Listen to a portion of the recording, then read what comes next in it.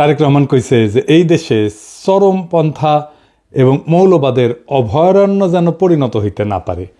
দেখেন, অতি উত্তম কথা। তবে ইন্ডিয়া মনে করে মৌলবাদীদের বিরুদ্ধে শেখ হাসিনাই একমাত্র ভরসা। ইন্ডিয়া টুডে একটা নিবন্ধ ছাপিয়েছিল 2022 সালে। 2016 সালে বামেরাও বলতো দেশের বড় শত্রু মৌলবাদ। হাসিনার ফ্যাসিবাদ কিন্তু বড় শত্রু না, বড় শত্রু মৌলবাদ বামেদের মতে। তাইলে আমরা বুঝলাম বাংলাদেশে মৌলবাদ বলে একটা জিনিস আছে, মৌলবাদী বলেও একটা জিনিস আছে যা খুবই খারাপ, তাই না? সেটারে বিএনপি খাইয়া দিতে চায়, সেটা বিএনপি প্রতিরোধ করতে চায়। আচ্ছা, খুব ভালো কথা। তাইলে খালেদা জিয়ার নিশ্চয়ই মৌলবাদীদের সম্পর্কে একটা বক্তব্য আছিল, সেটা কি একটু আমরা শুনে আসি? আসেন শুনি, এডিটর সাহেব শুনে দেন। মৌলবাদী ধর্মীয় লোক আছে কিন্তু মৌলবাদী নয়। তারা বাংলাদেশকে ভালোবাসে, তাদের অবদান আছে দেশের জন্য এবং তারা দেশকে রক্ষা করতে চায়। তার মানে খালেদা জিয়ার বক্তব্যের বিরুদ্ধে দাঁড়াইল তারেক রহমান। এই মৌলবাদ নিয়ে কেন বাঙ্গুয়েলিদের এত চুলকানি? আসেন এটা একটু দেখি, তাইলে বুঝবো বিএনপি কার খপ্পরে পড়িছে। মৌলবাদ এদের ইংরেজি হইতেছে ফান্ডামেন্টালিজম। এই শব্দের উৎস কখন? শব্দটা প্রথম 20 শতকের শুরুর দিকে আমেরিকাতে প্রোটেস্ট্যান্ট খ্রিস্ট ধর্মে এটার উদ্ভব। 1910 থেকে 1915 সালে এই প্রোটেস্ট্যান্ট খ্রিস্টানরা একটা সিরিজ পুস্তিকা প্রকাশ করে, দ্য ফান্ডামেন্টালস নাম দিয়ে, যেখানে বলা হয় বাইবেলকে আক্ষরিক অর্থে মানিতেই হইবে, আক্ষরিকভাবে মেনে মেনে চলতে হবে। তখন খ্রিস্টান জগতে ফান্ডামেন্টালিস্ট মানে ছিল সেই সব খ্রিস্টানেরা যারা বাইবেলকে অক্ষরে অক্ষরে অনুসরণ করত, বা বলতে পারেন রক্ষণশীল খ্রিস্টানেরা। অর্থাৎ শব্দটার জন্মই হয়েছে খ্রিস্ট ধর্মে, ইসলামে না। কিন্তু এটা এখন ইসলাম বুঝাইতে কেন ব্যবহার করা হয়? পশ্চিমা দুনিয়ায় শব্দটার রূপান্তর কেমনে হইল? আসেন এর একটু বুঝে দেখি। দ্বিতীয় বিশ্বযুদ্ধের পর পশ্চিমা রাষ্ট্রতন্ত্র, বিশেষ করে আমেরিকা, ধর্মনিরপেক্ষতার নামে ফান্ডামেন্টালিজম শব্দটাকে ধীরে ধীরে নিজেদের ধর্মের মধ্যে একটা সাংস্কৃতিক বিরোধ হিসেবে টিকায় রাখে। ধর্মের মধ্যে আছে না না ফেরকার দ্বন্দ্ব আছে না, সেই রকম। মানে খ্রিস্টান মৌলবাদ, যা থেকে মৌলবাদ শব্দটার উৎপত্তি, তাকে নিজ ধর্মের ভেতরকার বিষয় কইরা রাখে। মানে এটা আমাদের ঘরের একটা ব্যাপার। রক্ষণশীল খ্রিস্টান হওয়া কোনো অসুবিধা নাই, কিন্তু রক্ষণশীল মুসলমান এটা হওয়া যাবে না। কেন যাবে না? এর পরে আসতেছি। আমেরিকার সোভিয়েত ইউনিয়নের কোল্ড ওয়ারের টাইম থেকে এই ফান্ডামেন্টালিজম ধীরে ধীরে একটা পলিটিক্যাল এবং সিকিউরিটি টার্ম হয়ে দাঁড়ায় পশ্চিমা বিশ্বের, বিশেষ করে ইরানের বিপ্লবের পরে 1779 সালে। ওই সময় থেকে পশ্চিমা মিডিয়া এবং একাডেমিয়া ইসলামকে কেন্দ্র কইরা ইসলামিক ফান্ডামেন্টালিজম শব্দটা ছড়াইতে শুরু করে। এখন প্রশ্ন হইতে পারে যে কেন ইসলামকে টার্গেট করা হইল? পশ্চিমা দুনিয়া কল্পনাও করে নাই যে ইসলামের নামে একটা রাষ্ট্র বিপ্লব হইতে পারে এই 20 শতাব্দীতে, কিন্তু হইল। এছাড়াও পশ্চিমের আছে ক্রুসেড এবং অটোমানের কাছে পরাজয়ের স্মৃতি। সেই কারণেই পশ্চিমের কল্পনায় ইসলাম সবসময় একটা চ্যালেঞ্জার সভ্যতা। ক্রুসেডে তারা হার মানে, আবার 1753-তে কনস্টান্টিনোপলের পতন ঘটে, 1600 শতকে ভিয়েনার অবরোধ ঘটে। এই সমস্ত ইতিহাস ইউরোপীয় সভ্যতাকে মনে করায় দেয় ইসলাম সামরিক এবং সাংস্কৃতিকভাবে তাদের প্রতিদ্বন্দ্বী। আবার ভিয়েনা অবরোধ কি, এটা কি জানেন? জানেন না? আসেন জেনে নিই। অটোমান সম্রাটেরা 2বার ভিয়েনা অবরোধ করে 16 শতকে। এই অবরোধ ব্যর্থ হয়।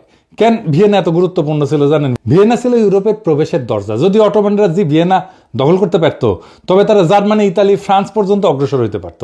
তাই ভিয়েনায় যে অবরোধগুলো হয়েছিল, যেটা ঠেকাই দিতে পারছিল ইউরোপিয়ানরা, সেই জন্যই ইউরোপিয়ান চেতনায় সেটা সভ্যতার রক্ষা হিসাবে স্মরণীয় হয়ে আছে। এবং ভয়েরও কারণ, যদি ভিয়েনা দখল হয়ে যাইত তাহলে তো ইউরোপ মুসলমানদের দখলে চলে যেত। ক্রুসেড পর্ব শেষ হওয়ার পরেও ইউরোপে ইসলামকে চিরশত্রু হিসেবে কল্পনা করা হইতো, মূলত ভিয়েনা অবরোধের মতো ঘটনার কারণে। কিন্তু আধুনিক যুগে ধরেন অটোমান সাম্রাজ্যও নাই এবং ইসলামী শক্তি বিভক্ত, তারপরেও ভেতরে ভেতরে পুনর্জাগরণ বা বিপ্লবের একটা আশঙ্কা পশ্চিমের আছে। আর বিপ্লব তো হয়ও ইরানে। এবং আরেকটা কারণ হইতেছে খুব গুরুত্বপূর্ণ, যে পশ্চিম তো পশ্চিমা সভ্যতার যে সংকট, তার কোনো সমাধান দিতে পারেনি। যেমন কি সংকট? পশ্চিমা সভ্যতার কিছু অমীমাংসিত সমস্যা আছে। যেমন পশ্চিমা সভ্যতা বিজ্ঞান, প্রযুক্তি, গণতন্ত্র, মানবাধিকারে বড় অবদান রাখলেও কিছু মৌলিক সমস্যার আজও সমাধান করতে পারেনি, যেমন বৈষম্যের সমাধান করতে পারেনি। এই পুঁজিবাদী সমাজ ধনী গরিবের বৈষম্য ক্রমাগত বাড়াইছে।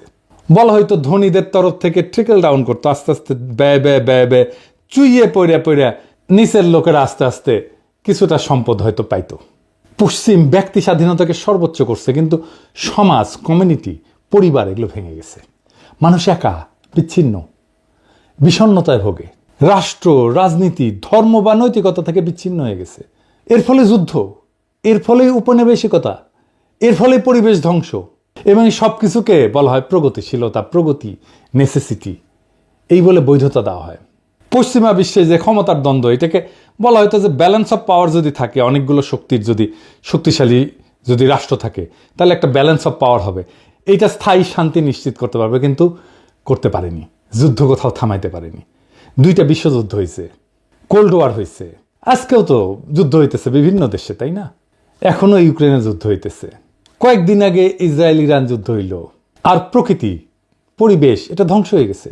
কারণ প্রকৃতি পরিবেশকে এটা মনে করে এটা ভোগের একটা বিষয়। যাকে সভ্যতা বলে মনে করে পশ্চিম, তা মনে করে যে এই পরিবেশ থেকে সব কিছু টেনে আমি ভোগ করলেই আমি সভ্য হইতে পারবো। এর ফলে পরিবেশ ধ্বংস হয়ে গেছে, জলবায়ু পরিবর্তন হচ্ছে, প্রাকৃতিক সম্পদের সংকট এখন একটা বৈশ্বিক হুমকি। এই জায়গায় ইসলাম একটা অল্টারনেট সমাধান দিতে পারে, যদি ইসলামকে কেবল ধর্ম না, একটা সভ্যতাগত প্রস্তাবনা হিসাবে দেখা হয়।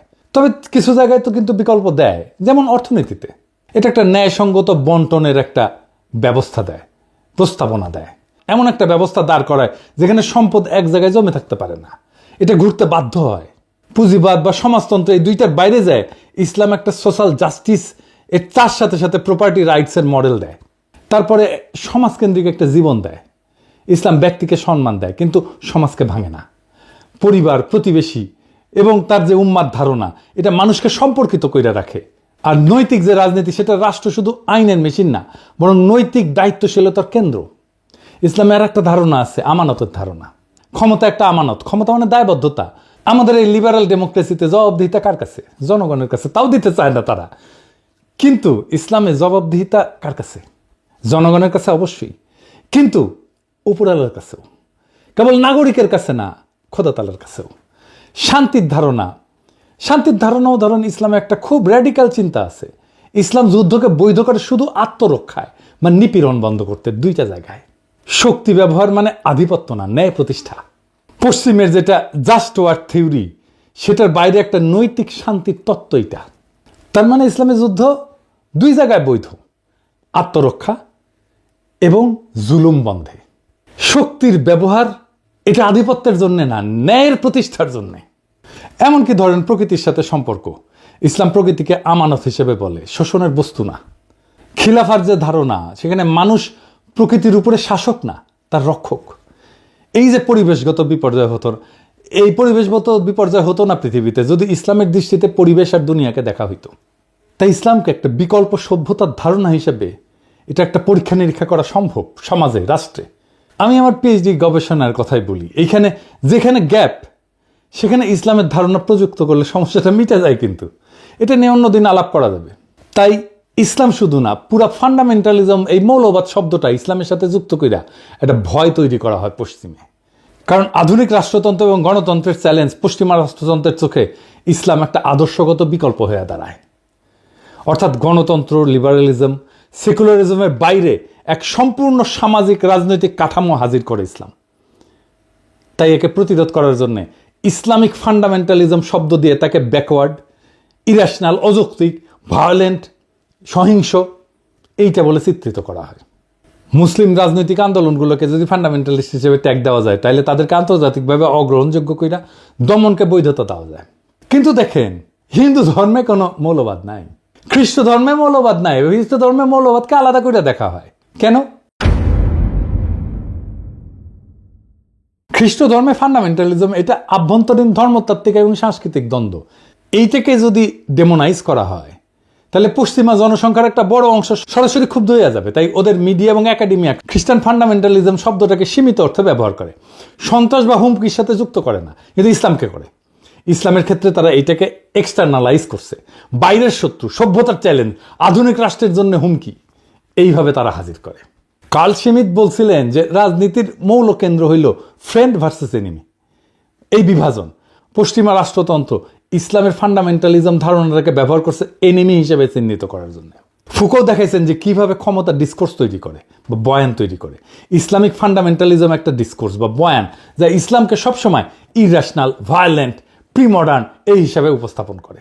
এডওয়ার্ড সাইদও বলছেন তার ওরিয়েন্টালিজমের ধারণায় যে পশ্চিমা সংস্কৃতি সবসময় পুপকে অন্য বা আদার বানায়, নিজের আধুনিকতাকে বৈধতা দেয়। এবং এই যে ওয়েস্টার্ন ডেমোক্রেসি, পশ্চিমা লিবারাল ডেমোক্রেসি নিজেকে একমাত্র বৈধ রাজনৈতিক রূপ হিসেবে দাঁড় করাইতে ইসলামিক ফান্ডামেন্টালিজমকে বিকল্প রাজনৈতিক কল্পনা হিসাবে সে ডেমোনাইজ করে। ফলে আন্তর্জাতিক আইন, সিকিউরিটি, নীতি, এমনকি গবেষণাতেও ইসলামী আন্দোলনকে প্রায় ফান্ডামেন্টালিস্ট থ্রেট হিসাবে বলা হয়। যদিও একই ধরনের ইহুদি বা খ্রিস্টান চরমপন্থাকে সেটা বলা হয় না, হিন্দু চরমপন্থাকে তো বলা হয়ই না, দেখতেছেন তো। যা যা একটা ইসলামী সমাজকে আলাদা মিনিং দিছে সেটাকে আক্রমণ করা হয়েছে পশ্চিম থেকে। নিজের কালচারকে, নিজের প্র্যাকটিসকে ঘৃণা করতে শেখানো হয়েছে। আফগানিস্তানে বোরখা পরা ছিল ফ্যাশন, এটা অভিজাততন্ত্রের প্রতীক। যেই নারী বোরখা পরবে তাকে ধরে না হয়তো সে ধনী এবং সে কোনো কাজ করবে না, সে অভিজাত, তার কাজ করার দরকার নাই, তাকে অন্যভাবে সম্মান করা হইতো। এইটাকে পশ্চিমানারা বানাইলো নারী নিপীড়নের আইকন। কি খোদা আমারে উঠায় নাও। বোরখা খুলে বেলায় প্রগতিশীলতা। অটোমান হেরেমকে বলা হয় নির্বিচার যৌনতা, অথচ জানেন এইটা নারীর ক্ষমতায়নের একটা super duper model, very effective alternate model. একদিন আলাপ করবো এটা নিয়ে। নারীবাদীরা এখন থেকে লাফানো শুরু করবে, মূর্খসোদা নারীবাদী। বাংলাদেশে সব প্রগতিশীলের মূর্খসোদা, নারীবাদীরা আরো বেশি মূর্খসোদা। এদের সাথে আলাপ করবো আমি হেরেম নিয়ে। যাই হোক, বিএনপি পশ্চিমের বয়ান নিচ্ছে ইসলাম প্রসঙ্গে।